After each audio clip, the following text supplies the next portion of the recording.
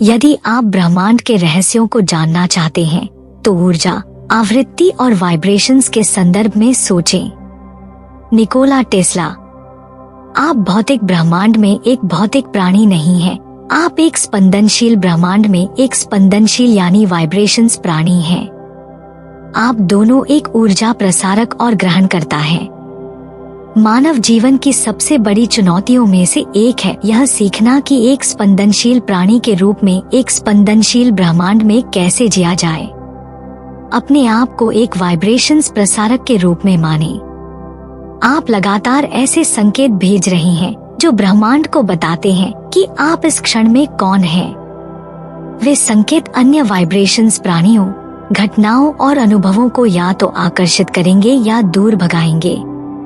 आप स्वाभाविक रूप से उसी को आकर्षित करेंगे जो आपके अस्तित्व की स्थिति के साथ सामंजस्य में है और उसे दूर करेंगे जो आपके अस्तित्व की स्थिति से मेल नहीं खाता। यदि आपका ऊर्जावान स्वधन और समृद्धि का प्रसार करता है तो आपकी भौतिक वास्तविकता आपके भौतिक अस्तित्व के लिए धन और समृद्धि को प्रतिबिंबित करेगी। यदि आपका ऊर्जावान सुक्रोध और निराशा का प्रसार करता है तो आपकी भौतिक वास्तविकता भी ऐसा ही प्रतिबिंबित करेगी। एक बार जब आप स्वीकार कर लेते हैं कि आपका वाइब्रेशन स्वानुकूल चीजों को आकर्षित करता है तो आप अपनी वास्तविकता को बदलने की शक्ति प्राप्त कर लेते हैं। पैटर्न से यह स्पष्ट हो जाता है कि यदि आप अपने जीवन में कुछ अलग अनुभव करना चाहते हैं तो आपको किसी न किसी तरह से वे संकेत बदलने होंगे जो आप भेज रहे हैं। आप जितना सोचते हैं उससे कहीं अधिक शक्तिशाली हैं। जब आप यह समझ जाते हैं कि अपने आदर्श जीवन की वाइब्रेशन कैसे प्रसारित करें तो आप दुनिया का अनुभव करने के तरीके को मौलिक रूप से बदल सकते हैं और अपने आदर्श जीवन के साथ तालमेल बिठा सकते हैं। यदि आप हमेशा यह सोचते आए हैं कि क्या यह वास्तव में काम करता है और इसके पीछे का विज्ञान क्या है, तो यह वीडियो आपके लिए है।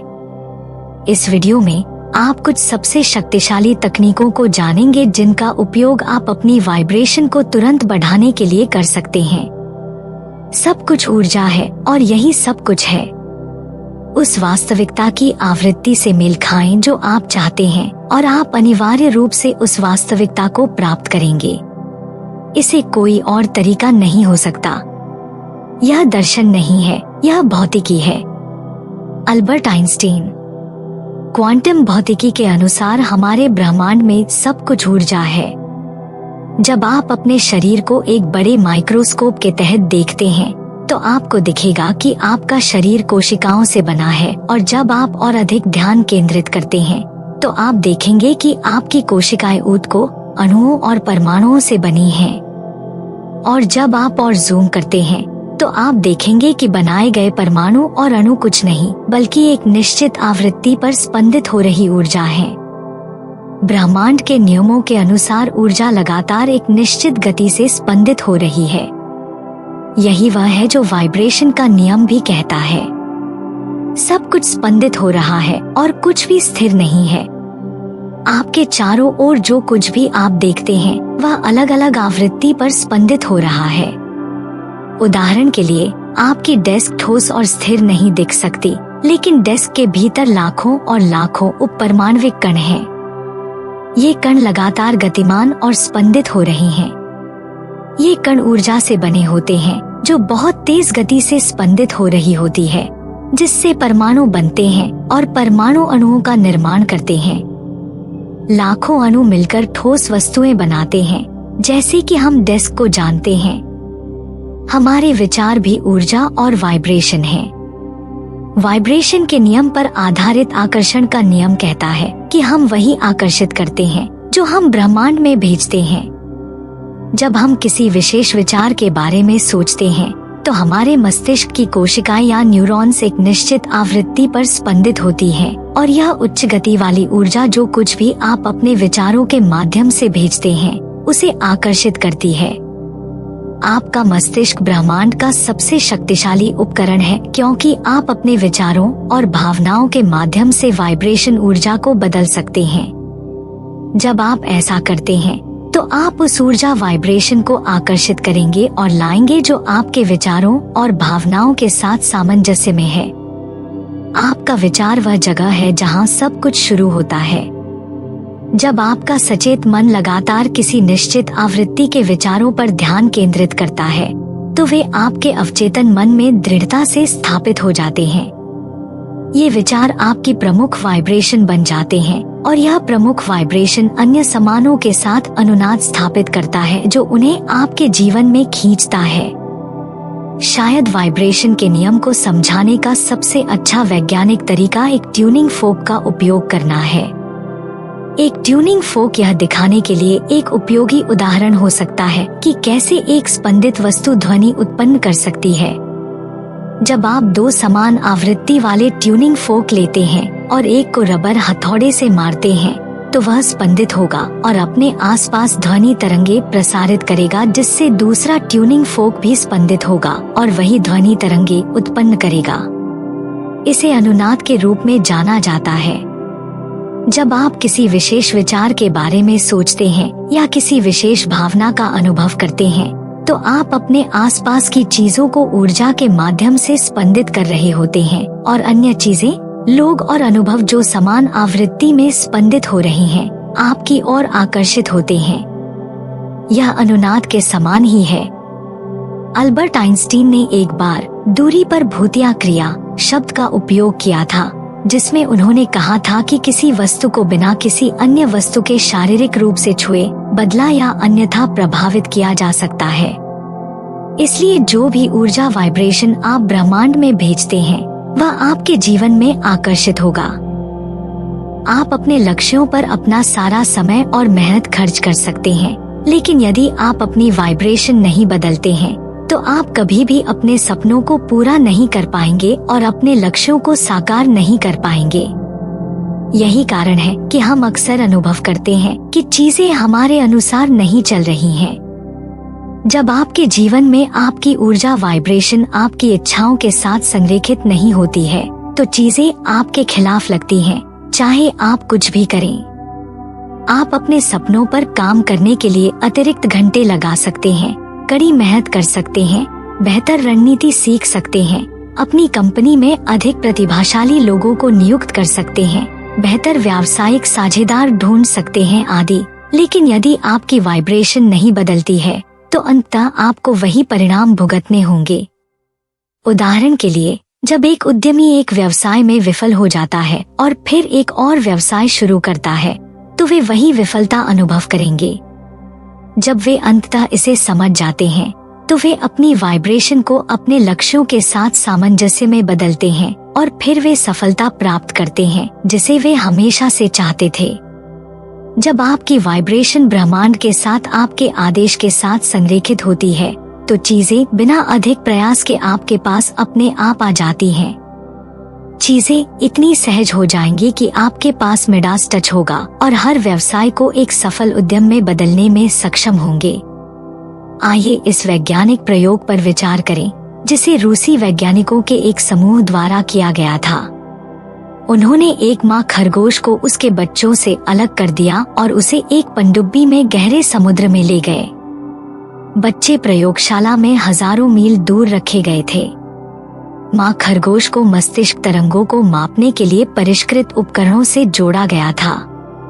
वैज्ञानिकों ने फिर एक बच्चे खरगोश को मार दिया और देखा कि माँ खरगोश की मस्तिष्क तरंगे ठीक उसी समय अस्थिर हो गई जब उसका बच्चा मारा गया। इसने साबित किया कि माँ खरगोश और बच्चों के बीच हजारों मील की दूरी के बावजूद उनकी वाइब्रेशन एक दूसरे के साथ संरेखित थी। यही सिद्धांत है जिसे वाइब्रेशन के नियम में चर्चा की गई है। आप यह पूरी तरह से समझ नहीं सकते हैं कि वाइब्रेशन कैसे काम करता है, लेकिन दो दूरस्थों के बीच एक अनुनाद हो सकता है। वैज्ञानिकों ने बास्केटबॉल खिलाड़ियों का उपयोग करके एक और अध्ययन किया। उन्हें 3 समूहों में विभाजित किया गया था। पहले समूह ने कुछ नहीं किया, दूसरे समूह को शूटिंग का अभ्यास करने के लिए कहा गया और तीसरे समूह ने दृश्य के माध्यम से शूटिंग का अभ्यास किया। कुछ हफ्तों के बाद वैज्ञानिकों ने पहचाना कि पहले समूह के शूटिंग प्रदर्शन में गिरावट आई थी, जबकि दूसरे समूह के बास्केटबॉल खिलाड़ियों ने अपने शूटिंग कौशल में सुधार किया था। तीसरे समूह के खिलाड़ियों ने, जिन्होंने बॉल को नहीं छुआ लेकिन दृश्य के माध्यम से अभ्यास किया, ने दूसरे समूह के खिलाड़ियों के समान सुधार प्राप्त किया, जिन्होंने हर दिन शारीरिक रूप से बास्केटबॉल शूटिंग का अभ्यास किया।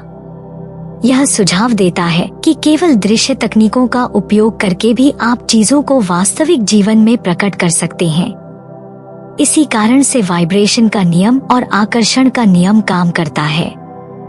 जब आपकी वाइब्रेशन आपकी इच्छाओं के साथ सामंजस्य में होती है, तो आपकी इच्छाएं स्वचालित रूप से आपके पास आती हैं, या अन्य शब्दों में, आप किसी तरह से अपनी जीवन में जो चाहते हैं उसे आकर्षित करेंगे।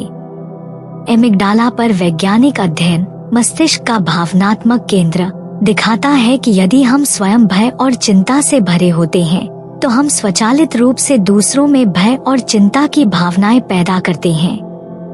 इसलिए यदि आपकी ऊर्जा एक आवृत्ति पर स्पंदित हो रही है जो आपको नकारात्मक महसूस कराती है, तो आप स्वचालित रूप से अपने जीवन में नकारात्मकता को आकर्षित करेंगे।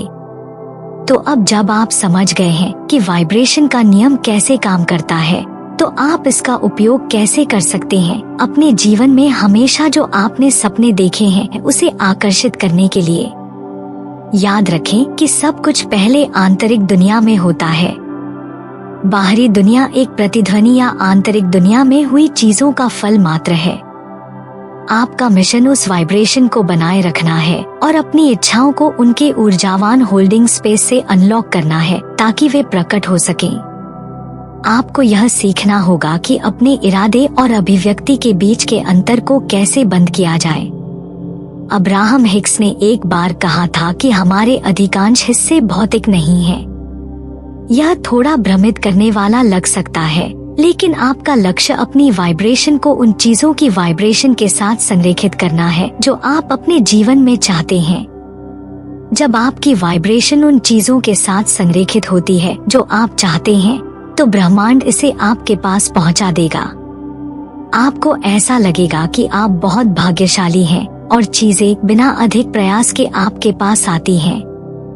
तो आप ऐसा कैसे कर सकते हैं? इसे सरल शब्दों में कहें तो आपको बस यह सुनिश्चित करना है कि आपके विचार और भावनाएं उन चीजों के साथ सामंजस्य में हैं जो आप चाहते हैं। आपको ऐसा कार्य करना होगा जैसे कि जिन चीजों को आप चाहते हैं वे पहले ही प्रकट हो चुकी हैं और आप अभी उनका जीवन जी रहे हैं। अधिकांश लोग अपने विचारों को समझते हैं, लेकिन वे अक्सर भूल जाते हैं कि उनकी भावनाएं भी अभिव्यक्ति प्रक्रिया में एक महत्वपूर्ण भूमिका निभाती हैं। आपको यह महसूस करना होगा जैसे कि आपकी इच्छाएं पहले ही प्रकट हो चुकी हैं। इससे आपकी आंतरिक दुनिया और बाहरी दुनिया के बीच का अंतर बंद हो जाएगा। 5 कदम हैं जिनका उपयोग आप अपनी वाइब्रेशन को बढ़ाने और जीवन में जो आप चाहते हैं उसे प्रकट करने के लिए कर सकते हैं। अपने इरादों को सही तरीके से स्थापित करें। वाइब्रेशन के नियम का उपयोग करके अपनी इच्छाओं को प्रकट करने का पहला कदम अपने इरादे को सही तरीके से स्थापित करना है। अधिकांश लोगों को यह पता नहीं होता कि वे क्या चाहते हैं, तो वे इसे प्रकट कैसे करेंगे। उनके इरादे अस्पष्ट होते हैं। वे एक सफल व्यवसाय का स्वामी बनना चाहते हैं और अगले ही पल उन्हें संदेह होता है और वे अपने मौजूदा करियर में बने रहना पसंद करते हैं। इससे ब्रह्मांड को भ्रमित संदेश भेजते हैं और आपकी वाइब्रेशन आपके इच्छाओं के साथ संरेखित नहीं होती। दृश्य का उपयोग करके अपनी वाइब्रेशन को बढ़ाएं। दूसरा कदम अपनी वाइब्रेशन को दृश्य के माध्यम से बढ़ाना है। आप पहले से ही जानते होंगे कि अपने सपनों को प्रकट करने के लिए आपको अपनी वाइब्रेशन को अपनी इच्छाओं के साथ संरेखित करना होगा और दृश्य इसमें आपकी मदद कर सकता है। जब आप अपनी इच्छाओं की दृश्य करते हैं, तो आपका मन वास्तविक और दृश्य के बीच अंतर नहीं कर पाता। भावनाओं के माध्यम से अपनी वाइब्रेशन बढ़ाएं। तीसरा कदम अपनी वाइब्रेशन को अपनी भावनाओं के माध्यम से बढ़ाना है और यही वह जगह है जहां अधिकांश लोग वाइब्रेशन के नियम और आकर्षण के नियम के बारे में गलत समझते हैं। प्रक्रिया में विश्वास करें। चौथा कदम है प्रक्रिया में विश्वास करना और उस पर भरोसा करना। अधिकांश लोग इस कदम को नहीं समझते क्योंकि वे इसमें विश्वास नहीं करते। जब आप वास्तव में किसी चीज में विश्वास करते हैं तो आप कभी भी उस पर सवाल नहीं उठाते और आप निश्चित रूप से उस पर कार्य करेंगे। आराम करें और प्राप्त करने के लिए तैयार रहें। अंत में आपको छोड़ देना और प्राप्त करने के लिए तैयार रहना है। उन चीजों के बारे में अधिक जुनूनी न हो जो आप चाहते हैं। जब आप इतने जुनूनी हो जाते हैं तो आप तनाव महसूस करेंगे। अब आप जानते हैं कि वाइब्रेशन के नियम का सही तरीके से कैसे उपयोग किया जाए। अगर आपको इस तरह के और अधिक मूल्यवान वीडियो चाहिए तो कृपया लाइक और सब्सक्राइब करें और वीडियो को उन लोगों के साथ साझा करें जिनकी आप परवाह करते हैं। देखने के लिए धन्यवाद।